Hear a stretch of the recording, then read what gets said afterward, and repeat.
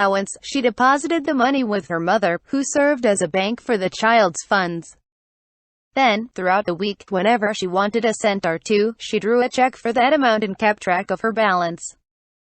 The little girl not only found that fun, but began to learn real responsibility in handling her money.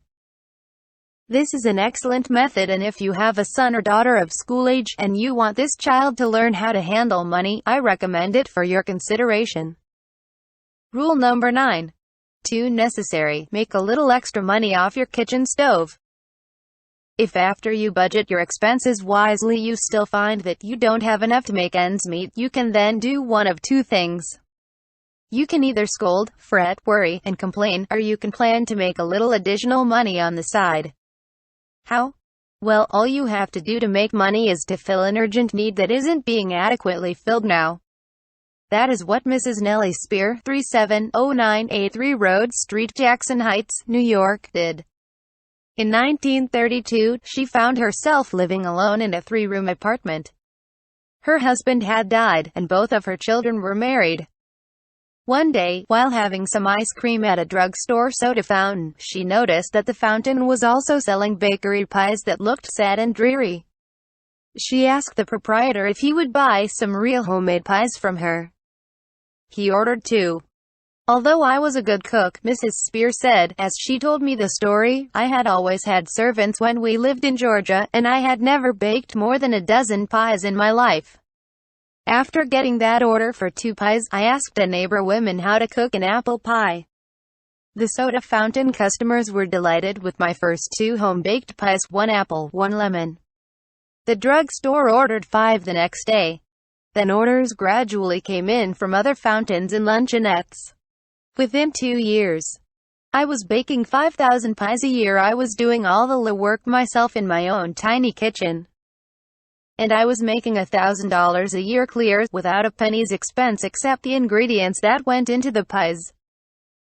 The demand for Mrs. Spear's home-baked pastry became so great that she had to move out of her kitchen into a shop and hire 2 girls to bake for her pies, cakes, bread, and rolls. During the war, people stood in line for an hour at a time to buy her home-baked foods. I have never been happier in my life, Mrs. Spear said. I work in the shop 12 to 14 hours a day, but I don't get tired because it isn't work to me. It is an adventure in living. I am doing my part to make people a little happier. I am too busy to be lonesome or worried. My work has filled a gap in my life left vacant by the passing of my mother and husband in my home.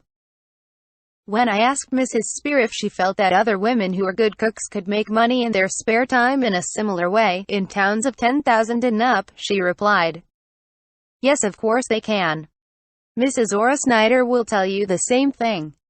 She lives in a town of 30,000, Maywood, Illinois.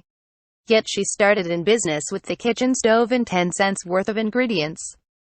Her husband fell ill. She had to earn money. But how? No experience. No skill. No capital. Just a housewife.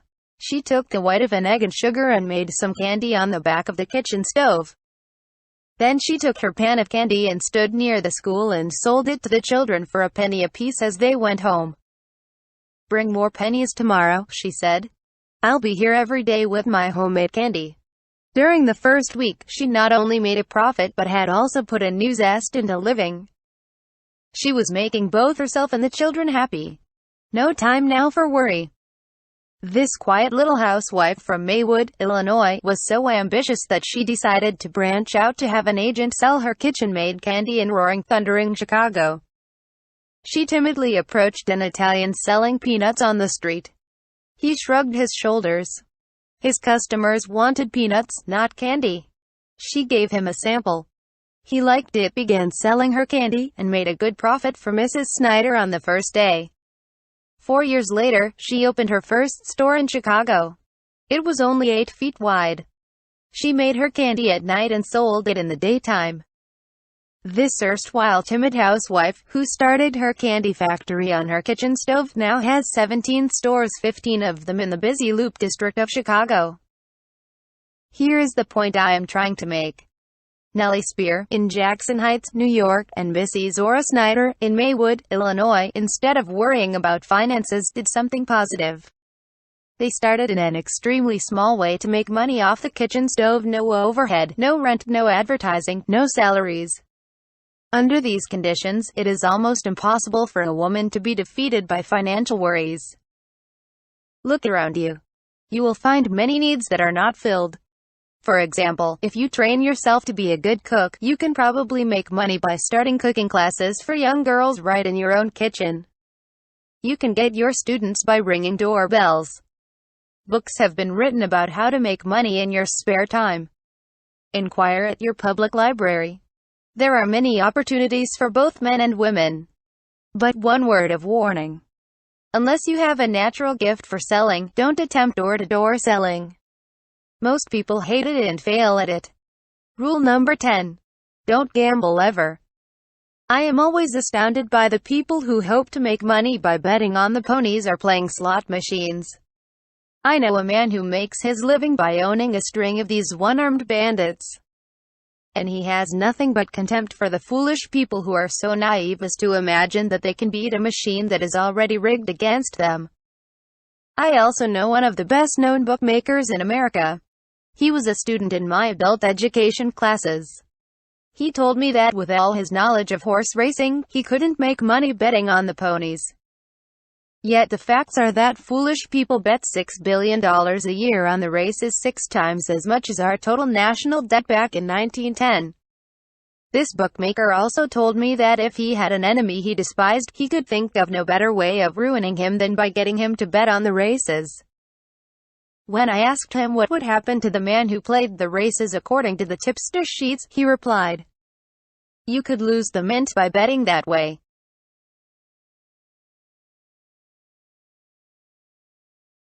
If we are determined to gamble, let's at least be smart.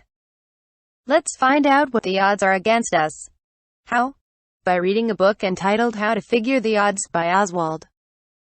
Jacoby, an authority on bridge and poker, a top-ranking mathematician, a professional statistician, and an insurance actuary. This book devotes 215 pages to telling you what the odds are against your winning when you play the ponies. Roulette, craps, slot machines, draw poker, stud poker, contract bridge, auction, pinochle, the stock market. This book also gives you the scientific, mathematical chances on a score of other activities. It doesn't pretend to show how to make money gambling. The author has no axe to grind. He merely shows you what the odds are against your winning in all the usual ways of gambling. And when you see the odds, you will pity the poor suckers who stake their hard-earned wages on horse races or cards or dice or slot machines. If you are tempted to shoot craps or play poker or bet on horses, this book may save you 100 times, yes, maybe 1,000 times what it costs. Rule number 11. If we can't possibly improve our financial situation, let's be good to ourselves and stop resenting what can't be changed. If we can't possibly improve our financial situation, maybe we can improve our mental attitude towards it. Let's remember that other people have their financial worries too. We may be worried because we can't keep up with the Joneses. But the Joneses are probably worried because they can't keep up with the Ritzes. And the Ritzes are worried because they can't keep up with the Vanderbilts. Some of the most famous men in American history have had their financial troubles. Both Lincoln and Washington had to borrow money to make the trip to be inaugurated as president. If we can't have all we want, let's not poison our days and sour our dispositions with worry and resentment. Let's be good to ourselves. Let's try to be philosophical about it. If you have what seems to you insufficient, said one of Rome's greatest philosophers, Seneca, then you will be miserable even if you possess the world. And let's remember this. Even if we owned the entire United States with a hog-tight fence around it, we could eat only 3 meals a day and sleep in only one bed at a time. To lessen financial worries, let's try to follow these 11 rules. 1. Get the facts down on paper. 2. Get a tailor-made budget that really fits your needs. 3. Learn how to spend wisely. 4. Don't increase your headaches with your income. 5. Try to build credit in the event you must borrow. 6. Protect yourself against illness, fire, and emergency expenses. 7. Do not have your life insurance proceeds paid to your widow in cash. 8. Teach your children a responsible attitude towards money. 9. If necessary, make a little extra money off your kitchen stove. 10. Don't gamble ever. 11. If we can't possibly improve our financial situation, let's be good to ourselves and stop resenting what can't be changed.